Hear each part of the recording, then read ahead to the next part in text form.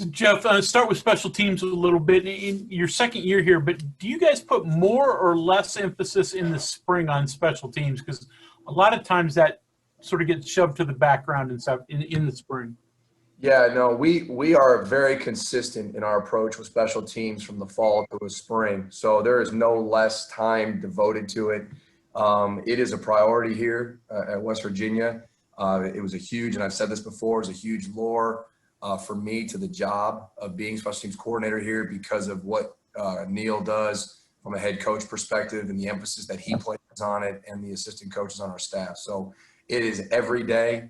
And what we're trying to do this spring with that emphasis is increase our energy level and really get the kids excited about the different aspects of special teams. What we do is we have multiple daily competition type drills that use the techniques across multiple special teams segments. And we're using that to create a competition. And we've seen a really good increase in that energy level that we're looking for. Next question comes from Kevin Kinder.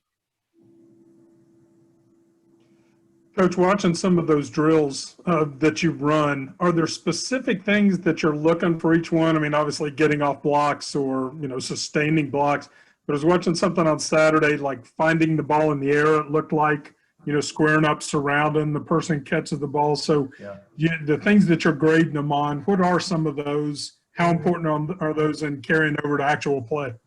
Yeah, well, there's no question. And what we try to do is take those techniques, like you mentioned, and what you saw Saturday, we were in a punt cover drill, and we've got to protect, obviously, on the punt scheme first, and then we've got to cover down. And there's two different phases of our punt coverage, what we call the trap, which is our fast guys, our gunners, speed trap, and how we're trying to contain the ball and get it where we want it to go. And then that second level of the coverage where now we're leverage based and we're right side, left side based, and we have our rules.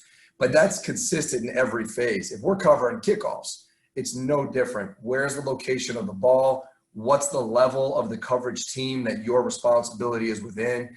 And then now when we flip it, like you said, now on a punt return concept or a kickoff return concept, how are we going to retreat, get our body in relationship to the return man and the guy covering that we're responsible for, what we call ball, me, man, in that order, the ball, me, and the man, and how to stay in that relationship throughout the play. So all of our drills, when we try to do these drills and we organize these drills, everything is trying to cover multiple aspects of multiple teams in one drill. So that you kind of hit the nail on the head with your question, is maximizing the reps and maximizing the time that we have. So we're not just doing one specific thing at one time. We're actually killing multiple birds with one stone, if that makes sense. Our emphasis this spring on a coverage aspect, again, how is our effort down the field? How fast can we get down the field? And then how can we get our body in position to finish plays down the field? And that's a transition. Imagine a full speed transition and then a coming under control so that I can make a play on an elite returner in this conference, okay? And how we have to sink our hips and lower our base, and so that now we can finish it. How we got to shorten our steps, all right, and keep our feet at a high level and high speed. And then when we're blocking, the same aspects. How can we get our pad level lower than the man that we're trying to block? How can we have the base of our feet independent so that we can move laterally with the block? And obviously everything with our hands, and how are we striking with tight hands inside so it's a legal block, and now we can maneuver in a tight space with those guys. So just some things that we're really stressing and really harping on that it's going to increase. And what we do a lot of here is when we're showing these to the guys, we're going to use offensive clips and defensive clips because it's the same movements. When we're blocking, it's the same thing that a receiver has to do when he sprints down the field and he's trying to block a safety in space. He's going to have to come to balance and get ball, me, man on that guy. When we're teaching an avoid concept where we're on a coverage unit and we're trying to reduce surface area with our pads and what we call our dip and drive, well, that's the same thing that a pass rusher, a defensive end might do to turn the edge to rush the passer. So we'll show those clips. So it might be a receiver doing a dip and drive drill. Well, that's the same thing he's going to do to avoid press coverage. to run his route. So we try to show those clips. So when you talk about special teams, there's a big ownership because really we're just tying in what they're doing on offense and on defense onto the special teams segment. So I know it's a long answer to your question, but that's really what we're trying to build is that uniform language. We use the same language on special teams that Jared's going to use with the receivers and that AJ is going to use with the ends and that I'm going to use with the linebackers. That's going to be uniform so that more people know it and that instantaneously builds more depth. So guys can be plug and place and they know the techniques as they've done it in this competition system. Jared Siri. Hey, Coach. We saw him recover a fumble in scrimmage on Saturday. So I was wanting to pick your brain about Quamazius Mosby a little bit. That was 11 on 11, but he contributed a lot on special teams last year. What were your impressions of him? And, given his background of athleticism and versatility, how does he affect that overall unit? Yeah, Mosby's a high energy guy, high effort guy. And, he's a guy that comes every day and he's trying to compete and he's just trying to continue to do more and more and more to help this team. He's a really selfless guy.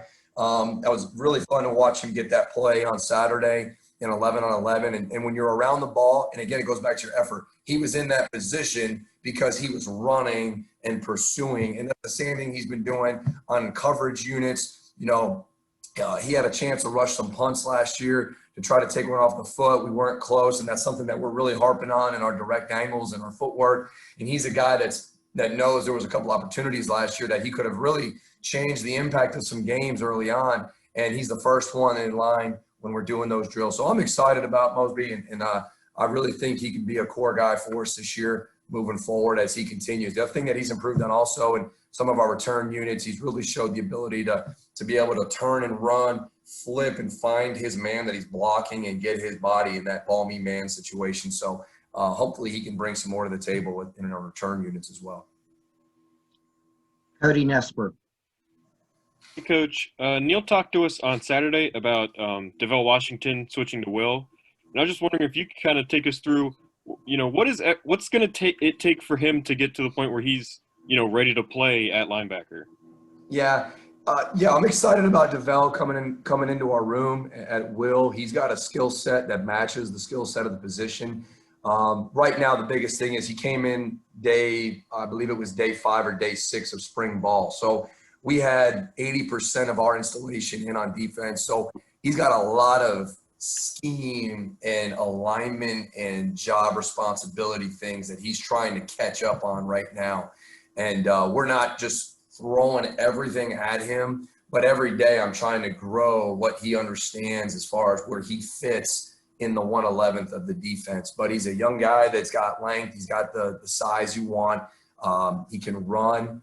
He definitely has the ability. Had a really nice play on Saturday on an interception. So I'm excited about him. But to answer your question right now is just really getting an understanding of the defense, the schematic aspect of it. And then after he kind of gets a baseline of where he's supposed to be in each defense, now he's got to learn the techniques. Obviously, how he's going to rush the passer when he is in a blitz, how he's going to fit when he's in a box mentality now, because that position can have to move into the box and play B-to-B gap. And then obviously when he's in space, where we want him and how we want him getting to certain places. So scheme and then the technique associated with each call is imperative for him.